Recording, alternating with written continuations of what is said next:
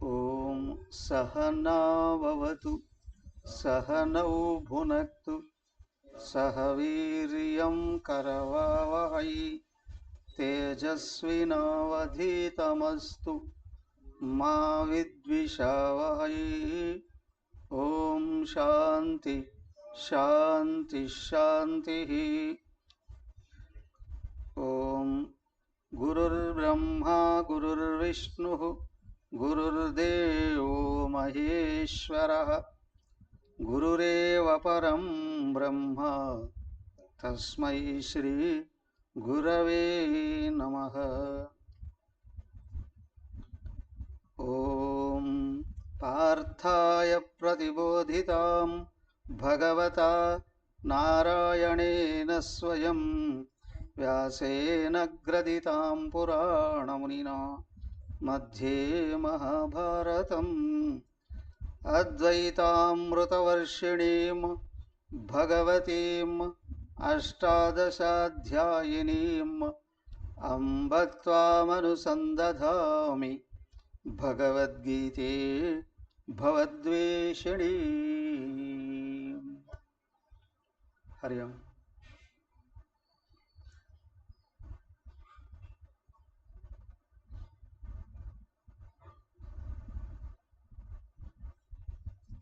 అయ్యా సురేష్ గారు, ఎవరు మీ వెనకల లైటింగ్ రిఫ్లెక్ట్ అవుతుంది మా కళని, కొంచెం అది కట్ చేసుకోండి.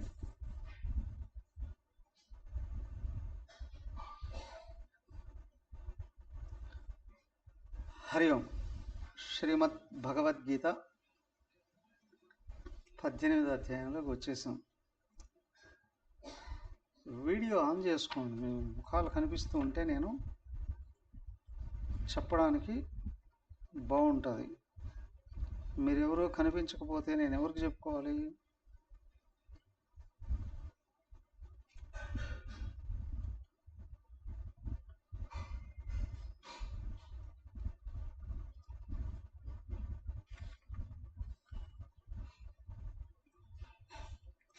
హరి ఓం. చూడండి, 17 అధ్యాయాల వరకు పూర్తి చేసాం. 18వ అధ్యాయం చూడండి, ఒకసారి బుక్ పెట్టుకోండి. ఓం శ్రీకృష్ణ పరబ్రహ్మణే నమః.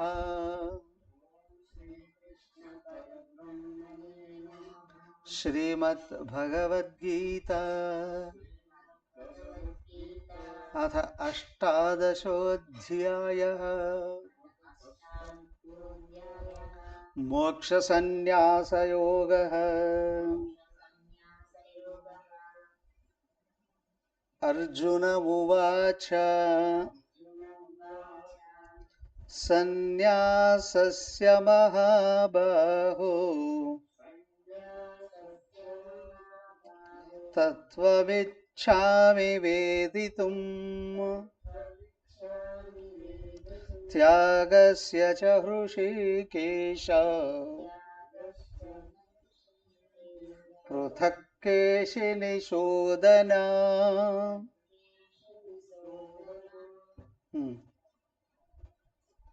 శ్రీకృష్ణ పరమాత్మకు నమస్కరిస్తూ భగవద్గీతని అధ్యయనం చేయబోతున్నాం. అథ అష్టాదశ అధ్యాయః.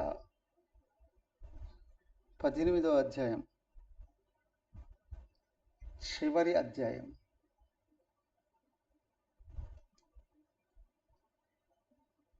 అష్టాదశ చరమదశ. అదేంటండి, ఈ అధ్యాయం అధ్యయనం చేస్తే ఎక్కువ మళ్ళీ ఉండవా? ఉండకూడదని అధ్యయనం చేయాలి. ఏం ఉండకూడదనండి?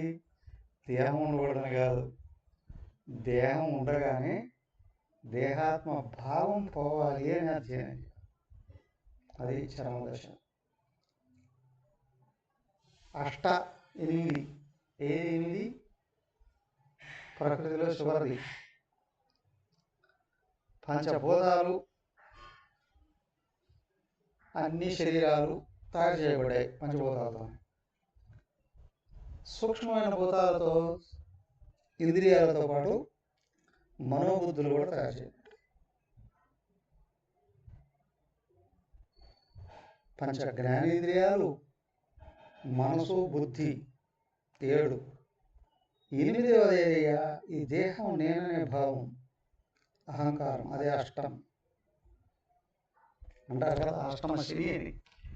అహంకారంతో ఉన్నంత వరకు బాధలే,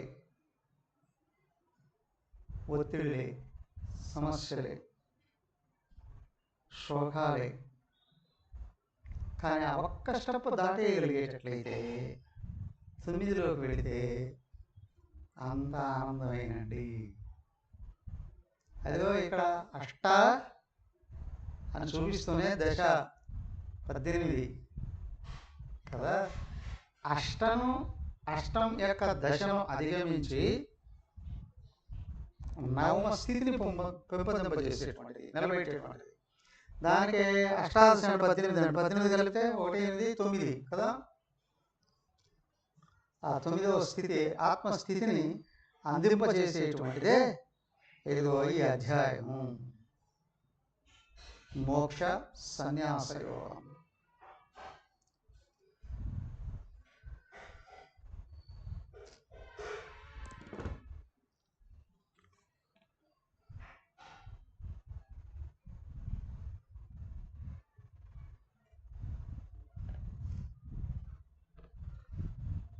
మోక్ష సన్యాసం ఏమంటే మేమంతా మోక్షం కోసం కదా ప్రయత్నం చేస్తుంది. మరి మోక్షానికి సన్యాసం ఇచ్చేస్తే ఏం మిగులుతుంది? మోక్షానికి సన్యాసం ఇవ్వడం ఏంటి? మోక్షమే సన్యాసం కదా. ఇప్పుడు మోక్షం అనే సన్యాసం అని అంటారా దీన్ని? కాదు కాదు కాదు కాదు, అది కూడా కాదు. ఇంకా మరేంటండి? మోక్షం కావాలి అనే కోరిక ఒక్కటే ఉన్నంత వరకు శ్రద్ధ సాత్వికంగా ఔన్నత్యాన్ని పొందుతుంది. నాకు మోక్షమే కావాలని ఎవరైతే అంటున్నారో వాళ్ళు సంపూర్ణంగా సత్వగుణాన్ని పెంపొందింపజేసుకోవాలి.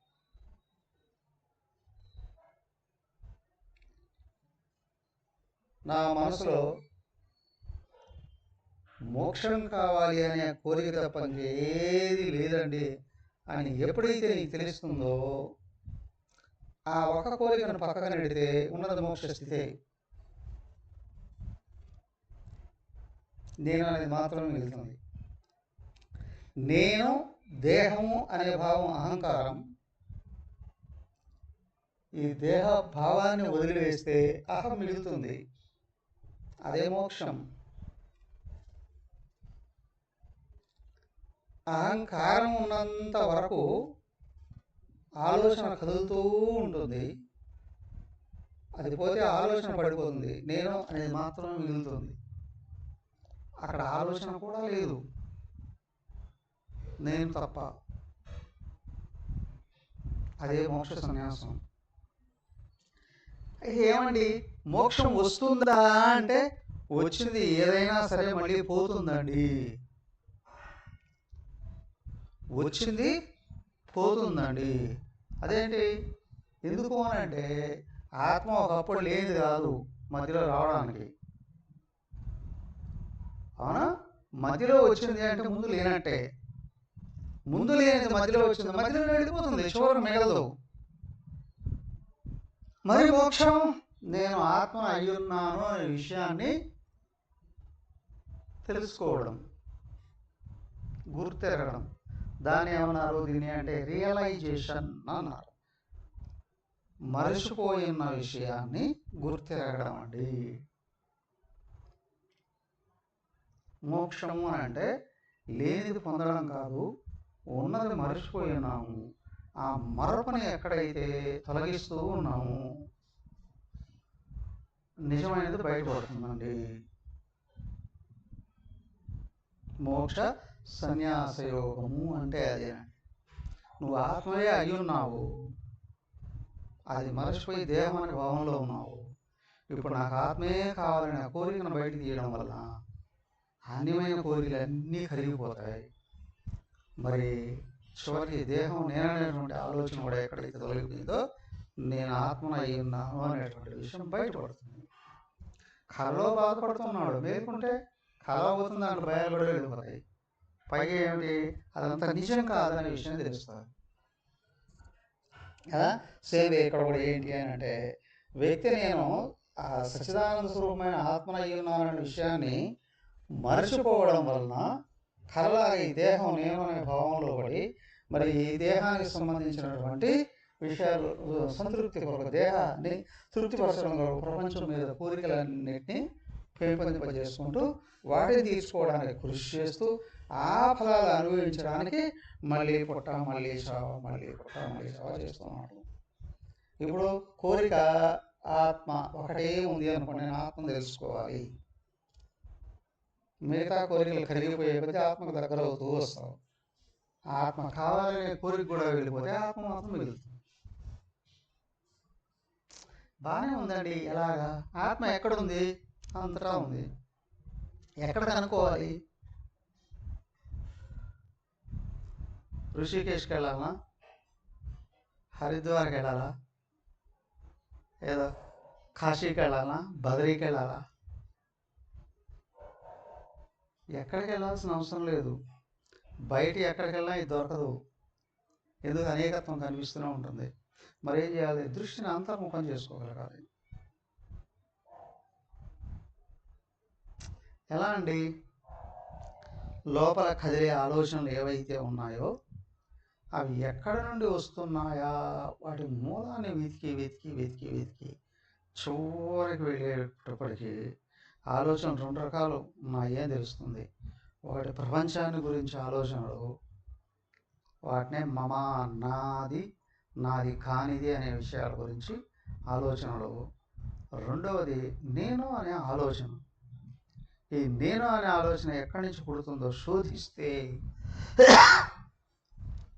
ఆ శోధించే అంతఃకరణ కూడా పడిపోతుంది. శోధించేది అహంకారమే, బట్ సాత్విక అహంకారం. దాన్ని అంతర్ముఖ దృష్టి అన్నారు. అది ప్రారంభించడంతోనే వివేకం, వైరాగ్యం మొదలవుతాయి. సత్యమైనది ఏది, అసత్యమైనది ఏది, శాశ్వతమైనది ఏది, అశాశ్వతమైనది ఏది, సుఖస్వరూపమైనది ఏది, దుఃఖస్వరూపమైనది ఏది, ఈ విచక్షణతో మొదలయ్యి అయ్యా సుఖాలు దుఃఖాలు రెండు ఆలోచనలే. ఈ రెండు కూడా మమ అనే దానికి సంబంధించినవే కదా. కానీ ఇక్కడ సుఖ దుఃఖాలు పొందేది నేను అనేవాడు. మమ అనేది వదిలేస్తే సుఖ దుఃఖాలు ఎదిరిపోతాయి. కానీ ఇంతవరకు పొందినవాడు ఎవడండి వీడు? వాణ్ణి శోధిస్తే శోధించేవాడు ఎగిరిపోతాడు. అసలైన నేను బయటపడుతుంది. ఎందుకు అంటే బాధలు పడేది ఆలోచనే, బాధ నుండి బయటపడేది ఆలోచనే. లోపల ఆలోచనే లేదు అంటే నువ్వు ఆత్మవే. ఆలోచన మొదలైంది అంటే అహంకారం స్టార్ట్ అయింది, అల్లుకుంటూ వెళుతుంది ప్రపంచంలోకి. దానికి ఏంటి అని అంటే, నిన్ను నువ్వు గుర్తించాలి అంటే ఆలోచనలు శోధించి మొదట దానికే అన్నారు సత్సంగత్వే నిస్సంగత్వం, నిస్సంగత్వే నిర్మోహత్వం, నిర్మోహత్వే నిశ్చలతత్వం, నిశ్చలతత్వే జీవన్ముక్తి. ఇది అంతర్ముఖ అన్వేషణ. ఈ అంతర్ముఖ అన్వేషణలో ఈ శోధించే వాడికి మూలాన్ని గుర్తించేటప్పటికి శోధన అనేది ఆగిపోతుంది. అంటే ఆలోచన లేదు అక్కడ. దాన్ని ఎలాగ శోధించాలి మీకు చెప్పడం బాగానే ఉంది కానివ్వండి, ఎలాగండి శోధించడము? అదే 17వ అధ్యాయంలోనే మొదలైంది. 18వ అధ్యాయంలో పీక్ లెవెల్కి వెళ్ళిపోతుంది. అవునా? అక్కడ 4 రకాల విషయాలు చెప్పారండి. నువ్వు శోధన మొదలు పెట్టాలి అంటే మొట్టమొదట ఆహారం అనుకూలంగా ఉండాలి, సత్వగుణం రావాలి. కాబట్టి సాత్విక ఆహారాన్ని స్వీకరించాలి. ఓకే, సాత్విక ఆహారాన్ని స్వీకరించానండి. కానీ ఆహారం స్వీకరించినప్పటికీ కూడా ఇప్పుడు ఏమవుతుంది అని అంటే దృష్టి లోపలికి వెళ్ళాలి అని అంటే లోపల ఉన్న వాడిని అడగాలి. అదే సాత్విక యజ్ఞం, సాత్విక ఆరాధన. భగవాన్ అంతటా అందరిలో నిన్ను చూసే శక్తిని ఇవ్వయ్యా, నిన్ను సేవించే శక్తిని ఇవ్వయ్యా, నిన్ను అనుసరించే శక్తిని ఇవ్వయ్యా, ప్రార్థన. తర్వాత ఏంటంటే అలవాటుగా అంతఃకరణం ఏం చేస్తుంది, అన్యమైన విషయాల మీదకి వెళుతూ ఉంటుంది, అనవసరమైన విషయాల మీదకి వెళుతూ ఉంటుంది.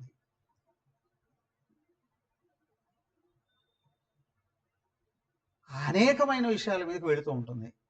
దీన్ని ఏం చేయాలండి, క్రమంగా ఇంద్రియాలని నీ లక్ష్యాన్ని పరిశోధించడంలోకి మళ్ళించు అన్నారు. అదే క్రమశిక్షణ, తపస్.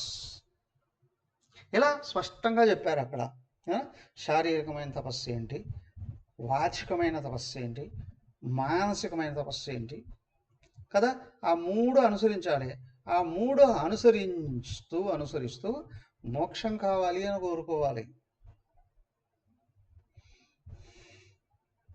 చివరికి ఏమిటయ్యా, చివరికి దానం అని అన్నారు. దానం అంటే హెల్పింగ్ నేచర్. వీలైనంత ఎక్కువ మంది దుఃఖాలను తొలగించడానికి నువ్వు కృషి చేస్తే నీకు దుఃఖం అనేది దూరం అయిపోతుంది కదా. ఎప్పుడు ఎక్కడ ఎవరికి ఏది అవసరమో అది నువ్వు ఏమి చేయగలవో అది చేసి మర్చిపోయి ముందుకు వెళ్ళిపోవయ్యా. సాత్విక దానం.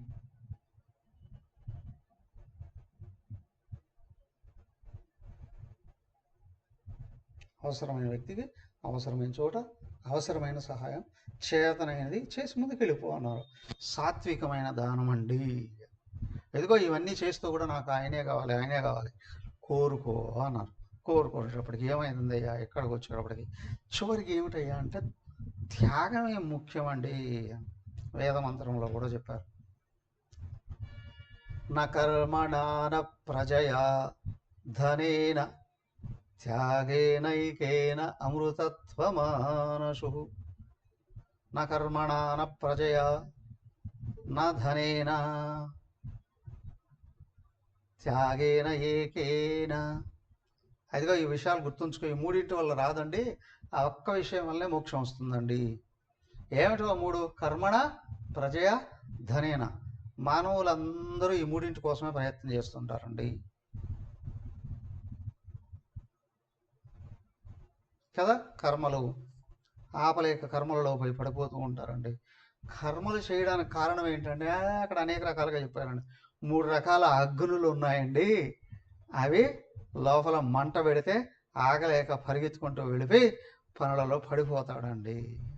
ఏమిటి అవి?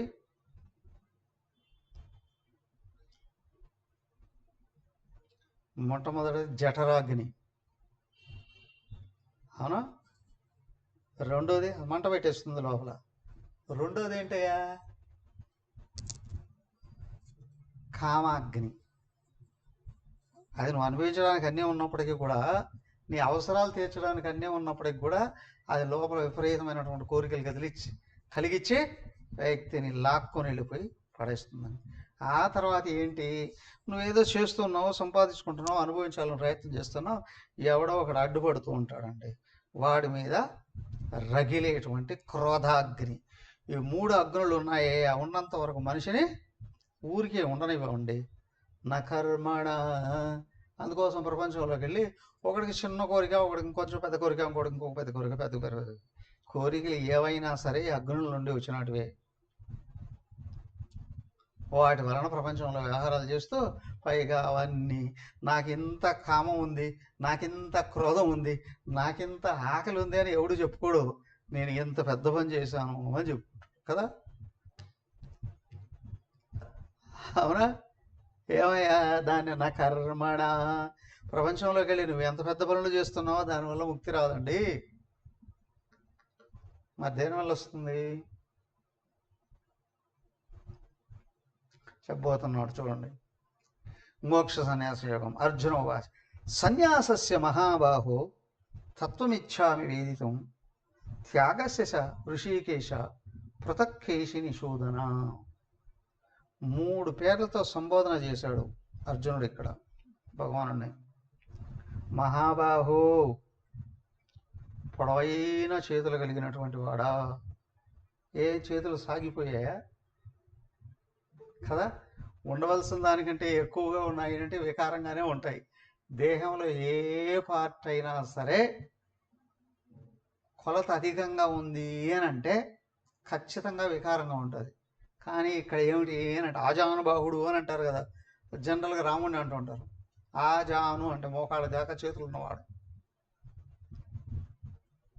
మహాబాహు పెద్ద చేతుల, బలమైన చేతుల, అన్నీనండి ఇక్కడ కృష్ణుడికి. ఆయన చేయలేనిది ఏదీ లేదండి, చెయ్యనిది ఏదీ లేదండి. దేంట్లో అయినా ఆయన నెంబర్ 1. అవునా? పైగా ఆయన దరిదాపులో కూడా ఎవరు రాలేరండి. అయ్యా చివరకు వచ్చేటప్పటికి అక్కడ రాముడు ఒకే పత్ని అంటే ఈయన 16,500 మందిని చేసుకున్నాడు, రికార్డు సృష్టించాడు. కృష్ణుడు ప్రతి దాంట్లో రికార్డే. మహాబాహో, ఆయన చేతికి తిరిగే లేదండి, ఆయన చెయ్యలేని పనే లేదండి. దాన్ని ఇక్కడ మహాబాహో. సన్యాసానికి గురించి, సన్యాసం గురించి తత్వం వేదితం ఇచ్చామి. అయ్యా సన్యాసం గురించి ఉన్నది ఉన్నట్లు తెలుసుకోవాలి అని అనుకుంటున్నా. ఇంకా చాలా.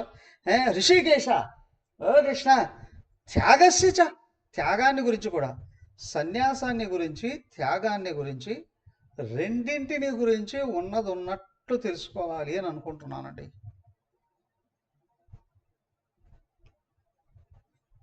రెండింటిని గురించి ఉన్నదన్నట్టు తెలుసుకోవాలి అని అనుకుంటున్నానండి. ఋషికేశ,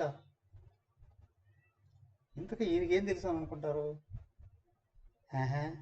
ఈయన పేరు ఋషికేశుడు. అంటే ఋషికేశులో ఉంటాడా? ఋషికాలు అని అంటే ఇంద్రియాలు. ఋషిక ఈశ, ఇంద్రియాలకు అధిపతి. ఆయన చెబితేనే మన ఇంద్రియాలు కూడా పనిచేస్తాయి.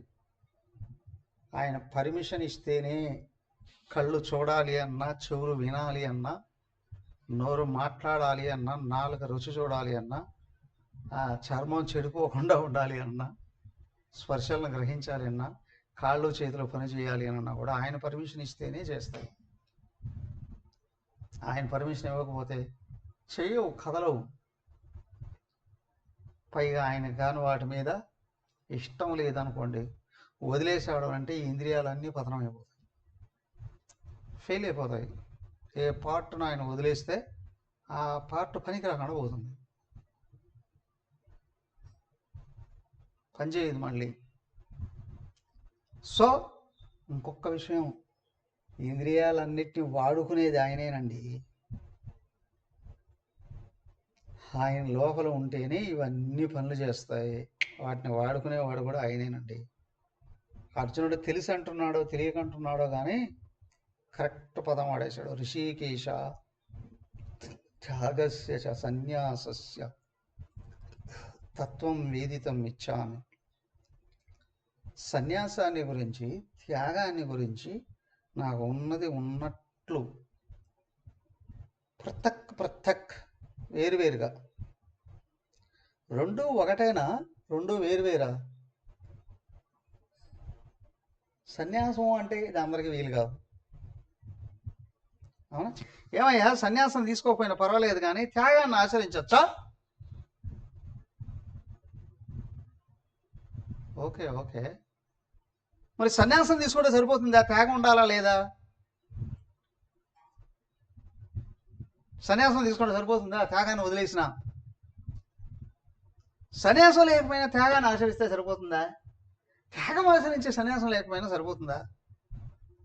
లోపల ఎన్నున్నాయో గంపెడ ఆలోచనలు ఉన్నట్టున్నాయి. నాకు వేరువేరుగా వీటిని గురించి స్పష్టంగా బోధించవయ్యా.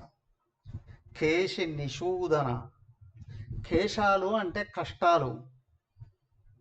ఆ కష్టాలు కలిగించేవాడే వాడెవడో కేశి అనే రాక్షసుడు ఉండేవాడండి. వాడిని చంపేశాడండి ఈయన. కేశి నిషూదన.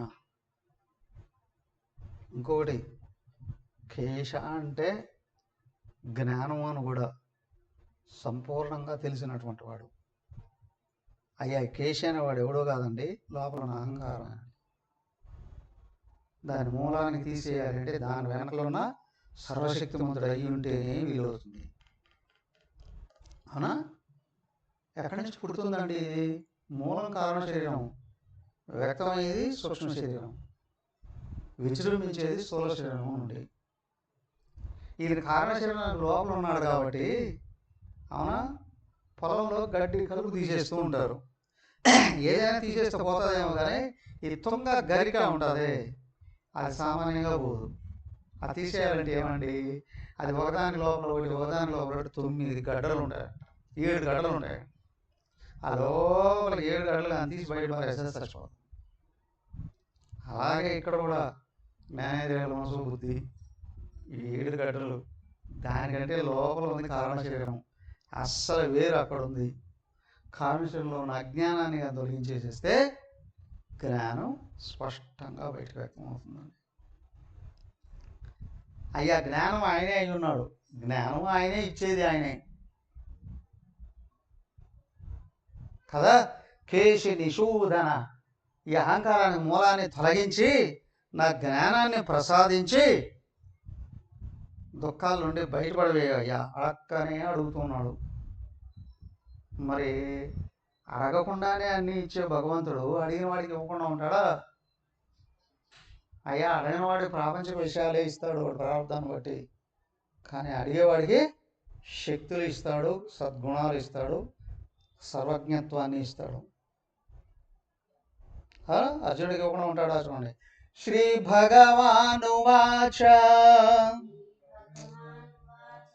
కామ్యానాం కర్మణాం న్యాసం సన్యాసం కవయో విదుః సర్వకర్మ ఫలత్యాగం ప్రాహుస్త్యాగం విచక్షణాః. భగవంతుడు శ్రీ భగవాన్ వాచ, భగవానుడు చెప్తున్నాడు, కామ్యానాం కర్మణాం న్యాసం. కామ్య కర్మలని వదిలివేయడం సన్యాసం, సన్యాసము అని కవయః విదుః, కవులు జ్ఞానులైన వాడు చెప్తున్నారు. అర్థమైందా? సన్యాసి అంటే ఏ పనిలో చేయకుండా కూర్చొని తినేవాడు అని కాదు, కామ్య కర్మలని వదిలేసినవాడు. అర్థ సంచయనము, భోగ అనుభవం వదిలేసిన వాడిని సన్యాసి అంటారు. ఏం పని చేయాలా చేయకూడదా? దాని గురించి చెప్పలేదు. ఏమండి మరి ఇవి గృహస్థు చేస్తూ ఉంటాడు కదా, మరి గృహస్థుకి ఏంటి సందేశం? అయ్యా సర్వకర్మ ఫలత్యాగం ప్రాహుస్త్యాగం విచక్షణ. మరి సన్యాసం కూడా అన్ని కర్మల ఫలాలు వదిలేసేయాలండి. అమ్మో ఇది చాలా కష్టం కదా అండి, కదా. అన్ని కర్మల ఫలాలు వదిలేసి, కర్మలన్నీ చేసి ఫలాలు వదిలేసేస్తే మరి నేను నా భార్య పిల్లలు ఎలా బతకాలండి? బతుకు వద్దన్నది ఎవరు? నీ ముక్తి కావాలంటే మాత్రం అసలు కర్మఫలాలు ఏవి నావి అని అనకూడదు. ఇవి నావి అన్నాం అనుకో, వాటిని అనుభవించడానికి మళ్ళీ కొడతాం. మోక్షం అక్కడిది.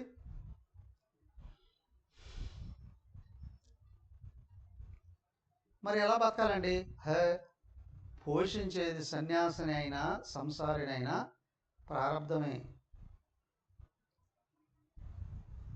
ప్రారబ్ధం పుష్యతి వపుః. రోజుకు 100 రూపాయలు సంపాదించుకొని 100 రూపాయలని చక్కగా అనుభవిస్తూ ఆనందంగా ఉండేవాళ్ళు ఉన్నారు. అవునా? కోట్లు కోట్లు ధనం ఉన్న కడుపు నిండా తిండి తినని వాడు కూడా ఉన్నాడు.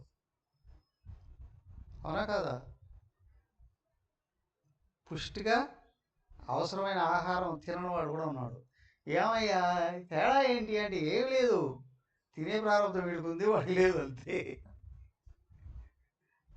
అవునా? తినే ప్రారంభం ఉన్నవాడు తింటాడు చక్కగా టేస్ట్గా మంచి ఆహారం.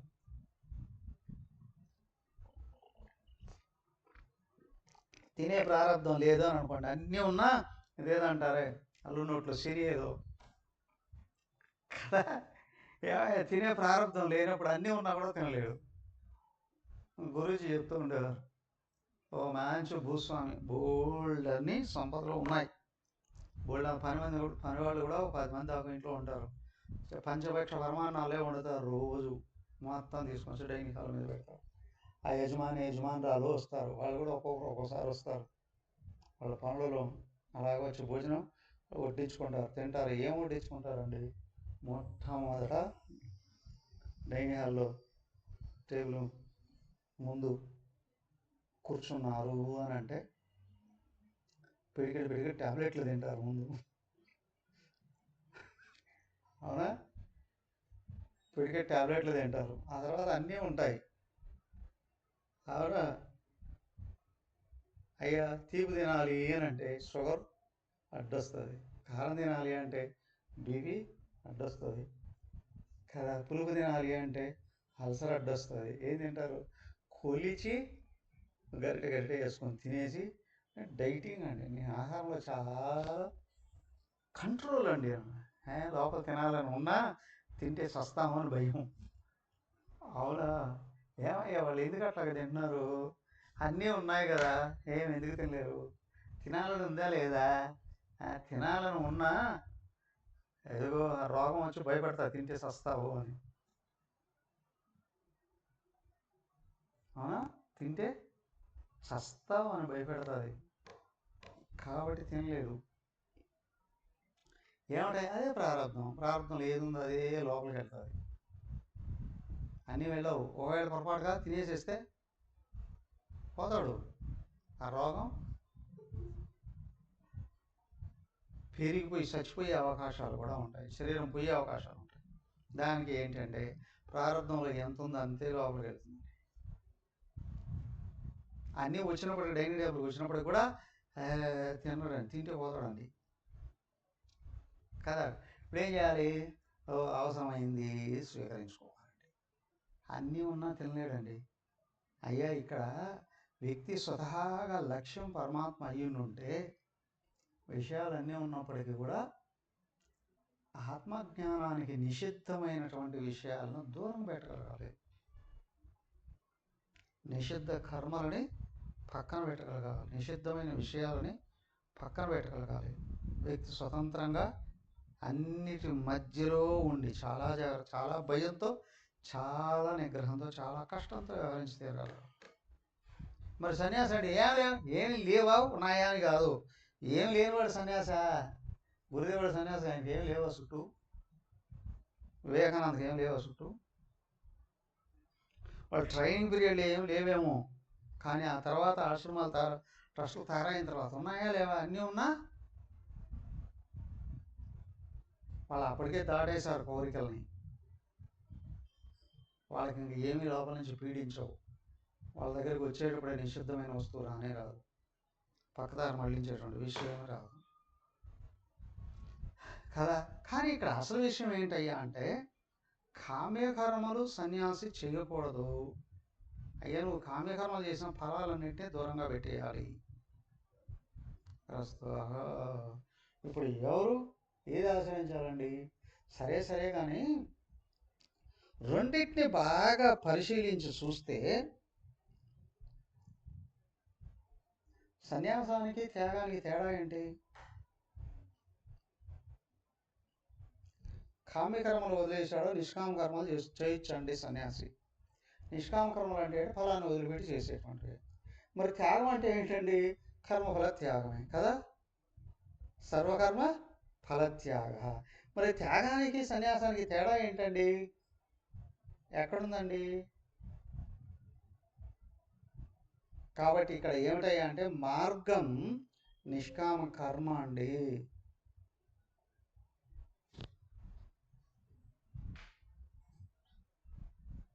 లాస్ట్.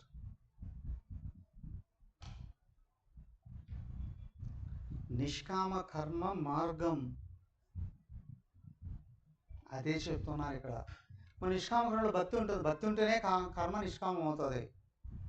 నాకు దేవుడు కావాలి అని చేసేటువంటి కర్మ నిష్కామ కర్మ. అవునా, కర్మ చేస్తున్నాడు కదా, మరి కర్మఫలాలు ఏమి కోరుకోలేదు, వచ్చాయండి అనుభవిస్తానండి. నువ్వు అనుభవించడం కాదు ఇక్కడ కుదరదు. అక్కడ దానికి ఏంటి అని అంటే కర్మఫలాలని వదిలిపెట్టగలగాలి. అర్థకామాలని దాటాలి అంటే వదిలేయాలి కదా. మరి నిష్కామ కర్మలు చెయ్యొద్దు అని సన్యాసికి కూడా చెప్పలేదు. మరి గృహస్థ ఆశ్రమంలో ఉన్న వాడైనా సరే నువ్వు చేస్తే చేయగానే కర్మఫలాలు కంప్లీట్గా వదిలేసేయి. సర్వకర్మ ఫలత్యాగ. అనుభవించేది ప్రారంధమే. నువ్వు ఈ జన్మలోనే తరించి ముక్తిని పొందాలి అని అనుకునేటట్లయితే నువ్వు చేస్తూ ఉన్న కర్మల యొక్క ఫలాలు నాకు కావాలి, నేను అనుభవించాలి అని కోరికను రానివ్వకు. ఎవరైతే ఈ విధంగా చేయవలసినవి నిష్కామంగా చేస్తూ కర్మ ఫలాలని వదిలిపెట్టి వేసిన వాడు ఎవడైతే ఉన్నాడో వాడికి అంతఃకరణ శుద్ధి అయ్యి వెనకలో ఉన్న పరమాత్మను అందుకునే అవకాశం వస్తుంది, పరమాత్మను గుర్తించే స్థితి వస్తుంది. సో కాబట్టి ఇక్కడ ఏంటి అంటే త్యాగం లేకపోతే సన్యాసమే లేదు. సన్యాసం కూడా త్యాగం నుండే వచ్చింది. అక్కడైనా ఎక్కడైనా త్యాగమే ప్రధానంగా ఉంది. నిష్కామ కర్మ చెయ్యి, కానీ కర్మఫల త్యాగం చెయ్యి. ఇక్కడ కర్మఫలాన్ని సంపూర్ణంగా త్యాగం చేసినప్పుడే లోపల కర్మలు తొలగిపోతాయి.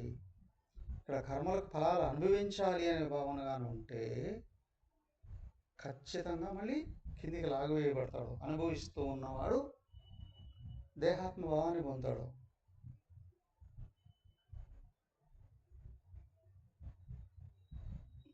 కాబట్టి అహంకారం పెరుగుతుంది, మళ్ళీ జన్మ దారి తీస్తుంది. కానీ లోపల ఉన్న ఆత్మీయే కావాలి అని అనుకున్నటువంటి వాడు బాహ్యమైన కర్మఫలాలను బయటనే వదిలేశాడా, లోపల ఉన్న కర్మఫలాలు ఏవైతే ఉన్నాయో నువ్వు చేసే కర్మ ద్వారాగా లోపల కర్మఫలాలు తెగిపోతాయండి. మరి ఏం కోరుకోగలగాలి? దైవం ఎక్కడే కావాలి అను. మరి ఇది కోరిక కాదంటే కాదండి అన్న. దైవం కావాలి అని కోరుకోవడం కోరిక కాదు, ఎందుకంటే అది నీకంటే అన్యం కాదు. కాబట్టి నీకంటే అన్యమైన విషయాన్ని కోరుకుంటే కోరిక అవుతుంది. అది నువ్వే అయి ఉన్నావు కాబట్టి దాన్ని కోరుకోవడం అంటే ఏంటి అంటే దుఃఖాల నుండి బయటపడిపోవడం, అజ్ఞానం నుండి బయటపడిపోవడం. దాని రియలైజేషన్. దాన్ని పొడిగిస్తూ ఇంకోటి ఏం చెప్తున్నాను అంటే కర్మ చేయాలి కానీ కర్మఫలం కోరుకోకూడదు. ఏ కర్మలు చేయాలండి? చూడండి, 3 శ్లోకం. త్యాజ్యం దోషవదిత్యేకే కర్మ ప్రాహుర్మనీషిణః యజ్ఞదాన తపః కర్మ నత్యాజ్యమితి చాపరే.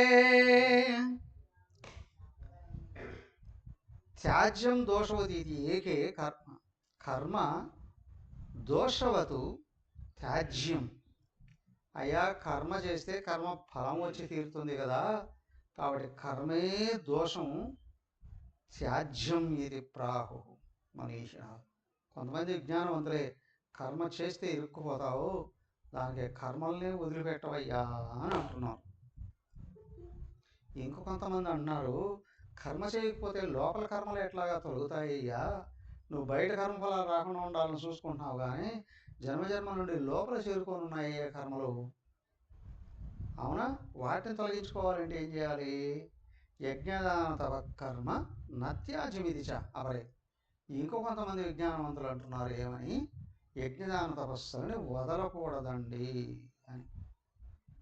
అన్ని కర్మలు వదలాలి అని కొంతమంది అంటున్నారు, కానీ యజ్ఞదాన తపస్సులు వదలకూడదండి అని కొంతమంది. యజ్ఞదాన తపస్సులు అదే చెప్పారు కదా ముందే,